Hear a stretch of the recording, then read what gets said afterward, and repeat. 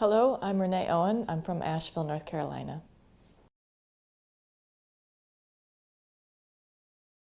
Well, the unique setting that I apply transformative learning to is in an educational setting. I work at a school, preschool through 8th grade. That's a holistic school. So I think part of what's unique about my school is the connection with the natural world. We really encourage teachers and children to have a sense of oneness with the natural world, and the kids spend a lot of time outside. When we have teacher retreats that are often camping and overnight. And I think when we return to being our native selves is the phrase that comes to mind all of a sudden. I haven't thought about this way before. There's something about that that helps us, it peels away the layers, down to who we really are without the trappings of society so much. We are nature. We're animals, and we just happen to have these cognitive things going on. And then I think that cognitive stuff often actually gets in the way of transformation because we use it to protect ourselves.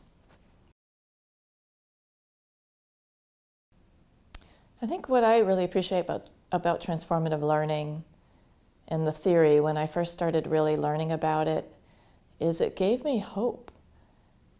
I think that nobody wants to feel like, I think the human nature is that we often feel a little trapped, and transformative learning theory gave me hope that we are changing, we're always changing, and sometimes we can make really, really big dynamic changes that change who we are. Maybe for some people that would be really uncomfortable, that theory. But there's, to me, change and hope really go hand in hand. Maybe it's because of my social activist background, because we definitely need some change in this world, and that's one place where I would like transformative learning theory to go, is to provide hope for much larger groups of people, that not only can we transform as individuals, but transformation happens all the time, often really unexpectedly. Things can change in a moment's notice. And that's not necessarily what the theory says, but we've seen that happen in our world over and over and over again. So it provides me a lot of hope that no matter how dark and stuck things can seem, transformation is ahead.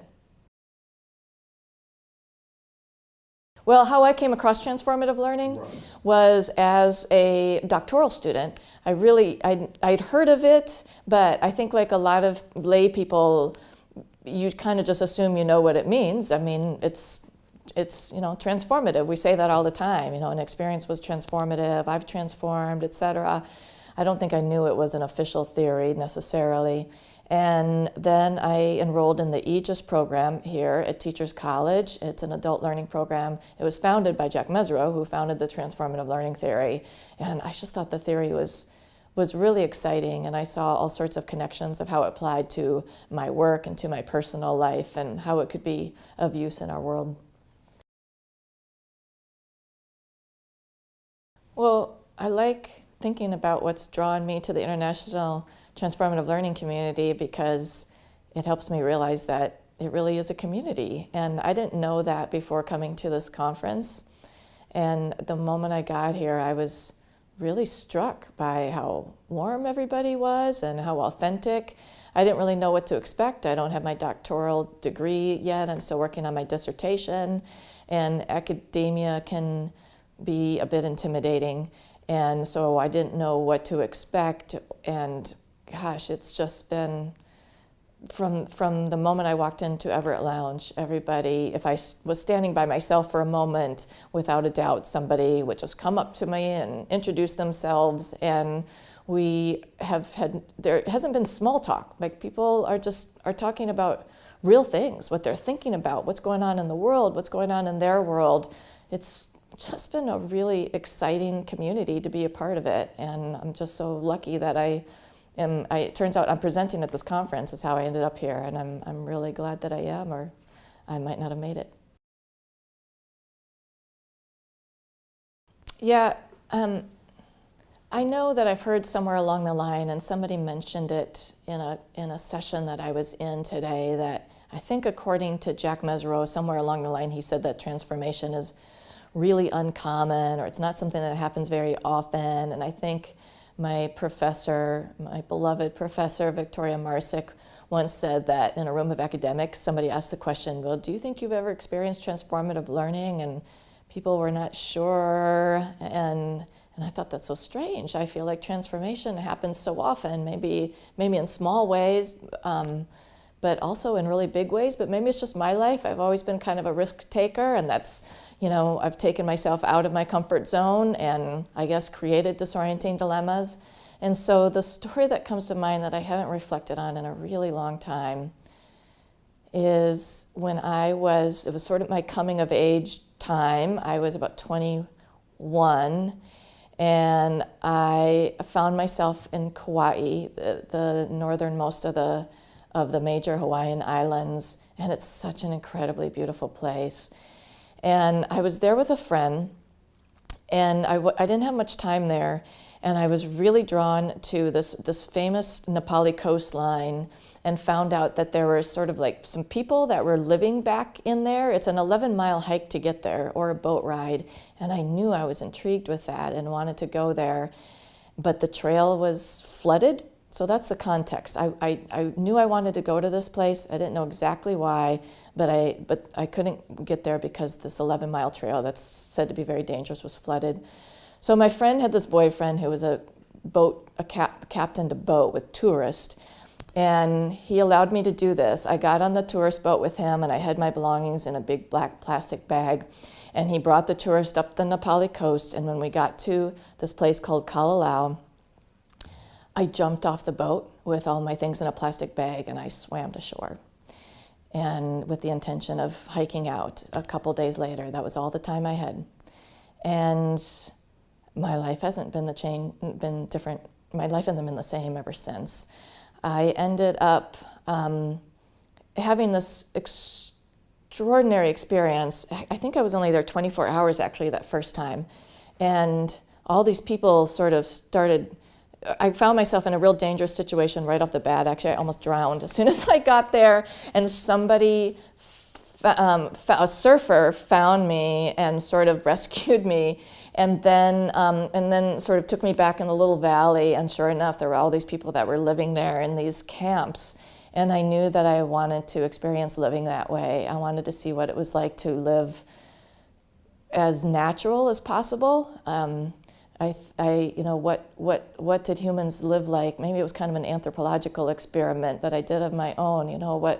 What are we? Who am I when I'm not trying to achieve all these things in the world, or make money, or even wear clothes? Most of the people really weren't even wearing clothes.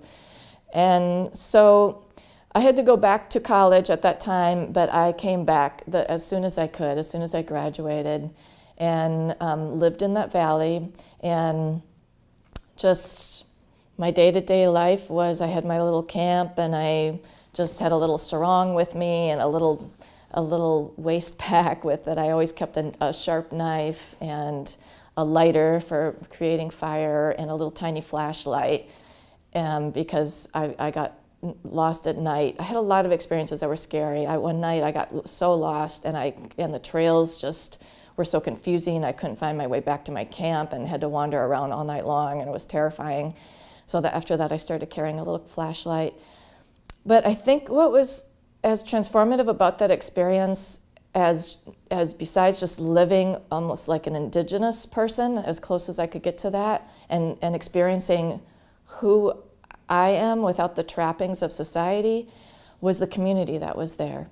There were these other people that were of all various. Some people were native. Not necessarily Hawaiian, unfortunately. Some were from various international countries, but all of us were sort of societal expats, and we kind of just created our own sort of tribe. And so we'd have our own camps, and then without fail in the evenings we would sort of gather on the beach, and people would sing about spirit, and they would sing about God, and they would sing to the moon, and we'd share whatever roots or herbs or rice we happened to have, we'd put in a big pot and we'd cook together and break bread together. And there was the long 11-mile hike that I told you about, so sometimes people would be coming in just bedraggled after this hike with their big packs, and it was just so fun to be there saying aloha and give everybody food to eat and clothes to wear if they needed it, and so often we would be able to just sort of lay out my sarong and just sleep on the beach looking at the stars at night. Sometimes we would play this game called the Technos and Cosmos, I remember, where you're laying there with one other person. One person is the Technos, so they're looking for satellites moving throughout the sky, and the other person is the Cosmos, and they're counting the shooting stars, and we would see who would win. This was about 1991, I want to say, so back then it was pretty much a tie. Nowadays the Technos would probably always win. But I think that community was as transforming as anything, and the connection to spirit that I gained, it really gave me permission to just open up my heart and be vulnerable and understand that that when I am my basic self without out of the trappings of society, what I am is a spirit, and my spirit was really able to come alive, and I think it's something I've always been able to tap into ever since, and I think I'm just sort of able to cut through the bullshit in life because of that experience, because I just know what's real.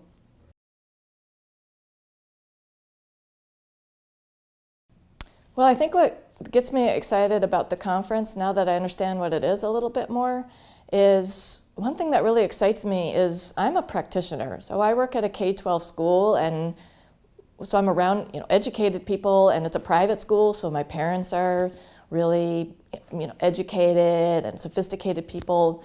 But still, people don't really enjoy talking about theory. It's not something I get to have long, deep conversations with other people about. In fact, I'm often just very careful to not inundate people with that. I get to throw out one little theory that maybe we'll work on as the theme for a whole year, and that's about it. And I was really excited about the opportunity to come here and immerse myself in those types of conversations. That's the type of stuff that just brings my brain alive, and that feeds my soul too. I'm a highly cognitive person, and it's thrilling to go off in ththese abstract worlds with other people. And so it's really been a joy for me to be able to have conversations that begin at a very complex theoretical level, to know that all of us already understand the basic tenets of transformative learning theory and some developmental theories, so we don't have to go into the basics. We can sort of launch into more offshoots of the theory, or things about our personal lives that apply to the theory, and we're speaking one another's language, and that always feels really good. It's when people speak your language, right? We connect in so many different ways, and our linguistics is part of it. And then what do I want to take away from the conference was the other. Well, I think one thing I am taking away is I'm trying to make a career shift right now. I've been working at my school for 12 years. I love my school so much. It's the most open-hearted, beautiful place. I wish every child in the world had the opportunity to go to my school. It's called Rainbow Community School, or some other school like it. And so I have this strange, disorienting dilemma of, so why do I feel like doing something else? And I guess it's just natural. I've been there for 12 years, and I don't feel like I'm giving it what I used to. And I really have learned that I want to teach, and I want to teach adults. My degree's in adult ed. I have no idea, I shouldn't say I have no idea, but at 50, I don't quite know how to break into that. So I guess one of the things that I want to get out of the conference, or that I am getting out of it, is I'm saying, yeah, I'm one of these people. I'm an academic now. I'm just about done with my dissertation, and absolutely, I could work at a school, and I would have a lot to bring. And that's really meant a lot to me. That's what I have gotten out of the conference, is I know that I would go at it with a lot of passion and have so much to bring and so much to share. So I guess that's been a transformation for me, of seeing myself as an academic and someone who could be on a faculty at a school and really have a lot to give. Nice, that was great. Thank you so much. Thank you. Wow, you're